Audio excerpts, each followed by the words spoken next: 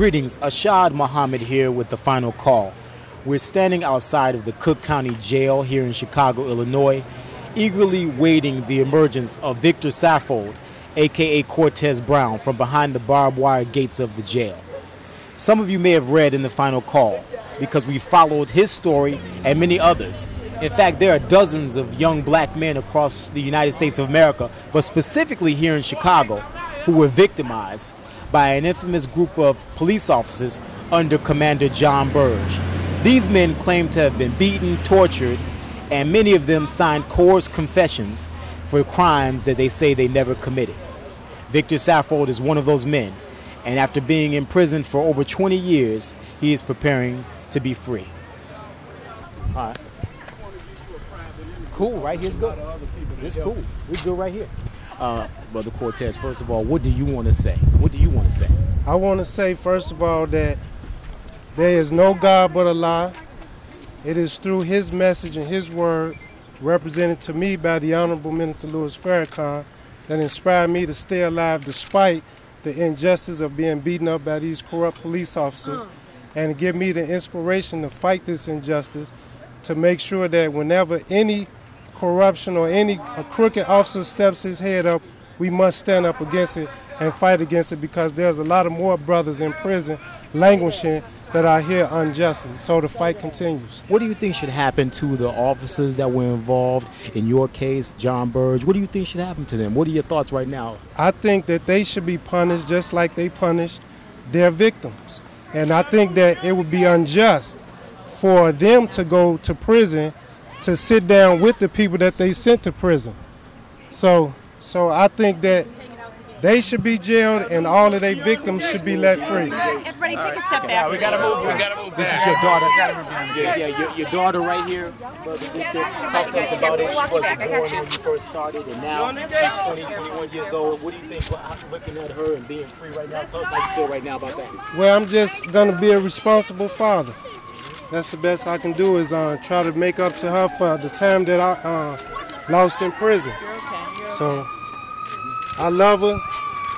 She's my baby, and I thank her. Victoria, what do you feel? How do you feel seeing your father right now, free beyond the gates, the barbed wire gates here? What do you feel? I don't know. It's hard to explain. First, I feel blessed, and then it's like just a dream come true, basically. I'm just happy.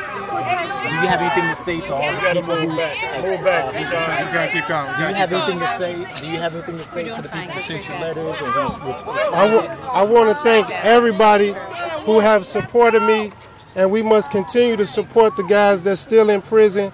I want to thank, like I said, the Honorable Minister Louis Farrakhan. I want to thank my spiritual advisor, Minister Abdullah. Yes, sir. I also want to thank all of the media, Channel 7, 5, Fox, Channel 9, for doing a good coverage over these injustices with these police officers, because without the media's coverage, I don't think a lot of this would have happened. What do you want to do with your life now, sir? Well, I want to work in the community to be a community activist, and I want to continue to serve the community. Keep moving. Let's keep moving. And what will you do as an activist? What do you want to achieve? Keep moving. Well, one thing, we have to save our children out here from this gun violence and these shootings and these drugs coming overseas, infecting our community. And so I will work directly under the Honorable Minister Louis Farrakhan, if he would allow me to serve in that capacity. Cortez, what are your words for Mr. Burge today? He too is planning. Keep moving. What are your words for Mr. Burge? Well, he has to be able to accept his medicine. Like all corrupt police officers, they corrupt and they infect good officers. Whenever you have a bad officer that infects the police department, he corrupts good officers, and the good officers become cowards, and that's why you have all these people in prison today. Because do you feel bitter at all about having lost these 20 years? No, I don't feel better, because God always come on Keep it time. moving to the curb. So God always come on time. So You accepted a plea deal for this. Was that a difficult decision instead of having to wait? it was very difficult, but this is the reason why I did that. She was born 1 month after I was incarcerated. I couldn't delay being I dared be dead any longer. I had to make a decision to get to my daughter. Is it your intention at this point then to try to continue to fight to clear your name? Yes, by the will of God, I would do that. Have you been following the situation with John Burge, and did you hear he was convicted of perjury, and what were your thoughts about that? Well, I was grateful that he was convicted because now it put light on all of the cases of the men that's in these prisons that need to be freed. Damon Weston, Kevin Johnson. You have a lot of few guys that still should be freed in these prisons. Victoria, what is this moment like for you? Good, excited. I don't know, I just can't believe it's happened. Like, you wait for so long and then it's finally here, so it's kind of like overwhelming a little bit. What's on your list of things to do as a family, as a father and daughter? Well, first I have to get with my spiritual advisor and make sure that I go through the readjustment process to find my way back into the community. I don't want to take it slow. I don't, the media is blinding me right now, so I want to be able to just take it slow and follow directions, and I should be all right. What about tonight? What are you going to do tonight? Just celebrate with my family and my friends. How? Just pray. What I want to do is have a big prayer service, a prayer gathering where we all sit and we pray and we just thank God, because without God, without Allah, without the Father, we would not be in this position today. So what's the plan in the days to come? Where are you going? What are you going to be doing? Who are you going to be staying with? A friend, family, what? Well, that's left, to be seen. Here's my good friend, Gary Tomlinson. I'll be staying with him.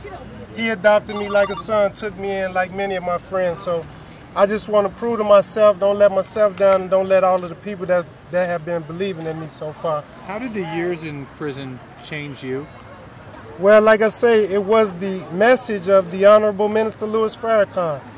His message of redemption, his message of hope, his message of serving the community and making sure that my life is not wasted. He told me that with God, anything is possible.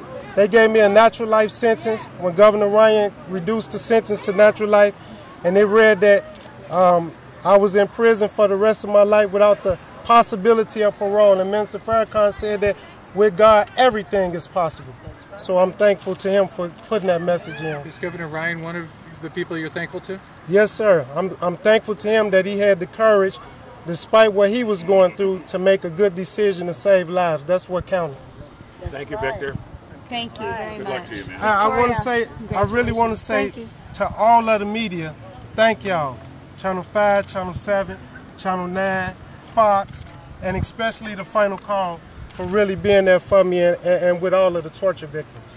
Thank you. So if we call you Cortez Brown, that's okay with you? No, my name is Victor Safour. Cortez Brown was an alias name that I used when I was trying to not sign the statement, and they kept beating me up, so I said I'm going to use that name, and they just kept it in the system. You made it up.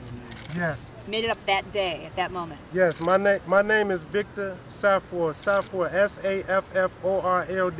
which I helped by the Honorable Minister Louis Farrakhan will become Muhammad one day. Thank you, sir. Thank you. Ash, what is this moment like to stand outside this gate for the first time in 19 years? Can you describe what's going through your heart right now?